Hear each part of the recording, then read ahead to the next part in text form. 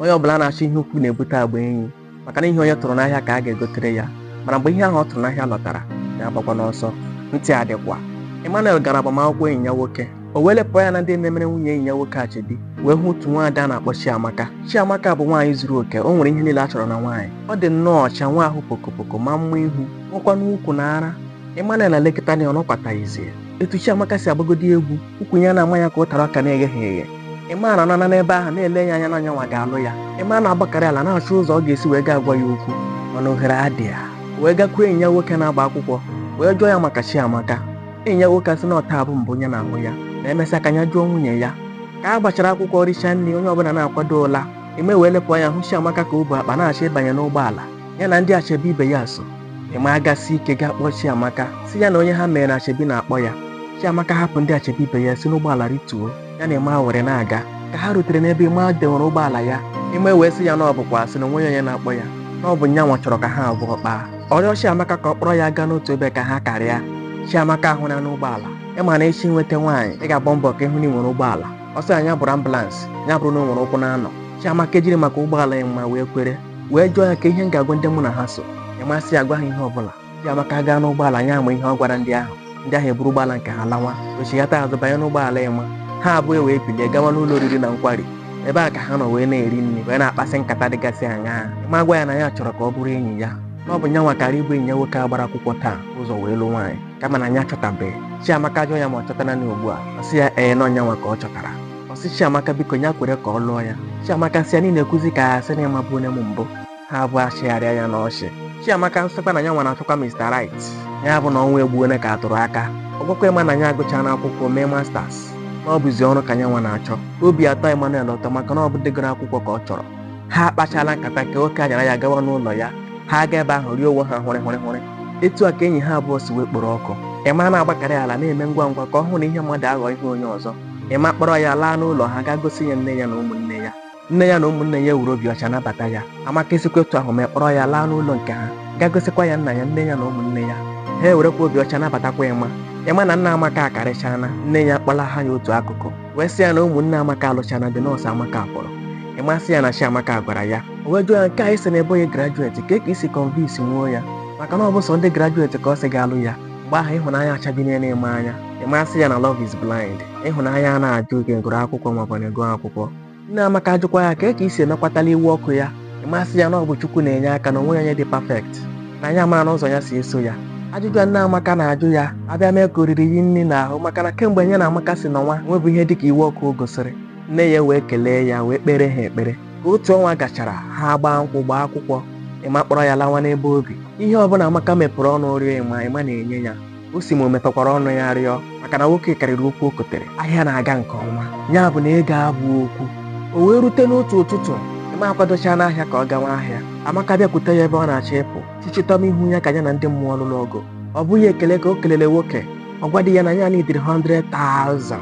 Ema jụọ ihe o ji 100,000 eme, ọ sị ya chọrọ iji eme CAC ka o rejista biznes ya. Di ya jụọ ya eche m enyere gị 100,000 ihe bụ maka CAC ka ọ bụ na nke ahụ ezu. Ngwa n'ihe mere bụ na ị ga-echere mbata ahịa ka nye gị na onwe kaachị nji ugbu a. Amaka ebidosa nwara anya ọnụ. Amaghị m ihe mere na ị naghị ama mgbe ihe dị mmadụ ngwa ngwa. Ọnya ka m ji ajụ ndị a na-agụ ha akwụkwọ. Ha na-ama mkpa ihe dị na iliteracy dị ha n'ahụ n'agbanyeghị ka isi wee nọchaa ha. Ha kwuo okwu na ị ga-amarịrị, ha kpaa agwa ị ga-amarịrị. Na mọnke enyi mere ka otu ka bụkwa mọnke izi asara ahụ ga-adarịrị na pọtọpọtọ wee mara ya ogologo ọchị. O si n'ebe ahụ pụọ sụ nwụrụ gaa na palọ gaa nọ n'ala. Ihe abịa taa Ema n'isi pim o ji kwatali onwe ya.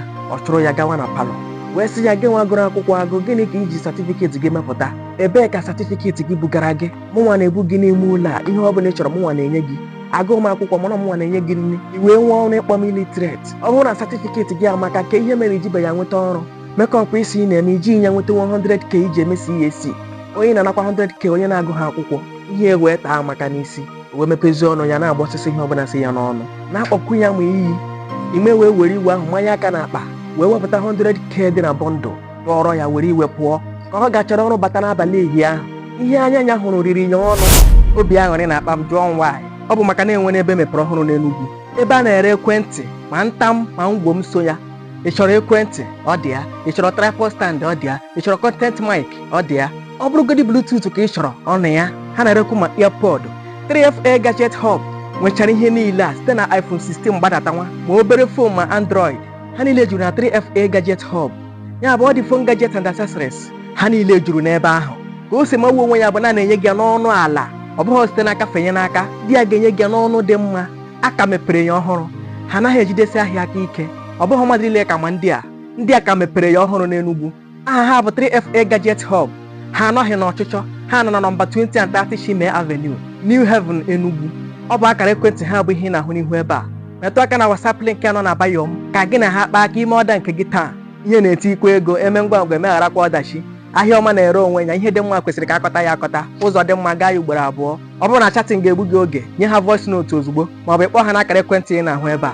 Ntị adịkwa ya gazie ka ọ gachọrọ ọrụ bata n'abalị ehihie ahụ. Ihe anya hụrụ riri ya ọnụ, o wee na-eche ka onye si na ya bụ graduate si wee kpọọ ụdị agwa a. O wee laa ya n'ala, ihe ọhụrụ riri ya ọnụ. 100,000 ahụ onye na-amaka ka Amaka zeriri ghasara onye ala.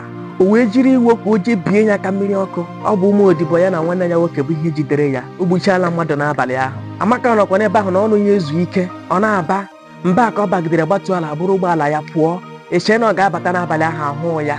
Ọ bụghị nri ka o siri, nwanne ya were banye n'usekwu si ete obere nri ha erie n'abalị ahụ laba. Ka chi bọrọ, nwanne ya nọ n'ebe ọ na-esi mmiri ọkụ ka o wee mee garị ha ga-eji ga-eri ụtara.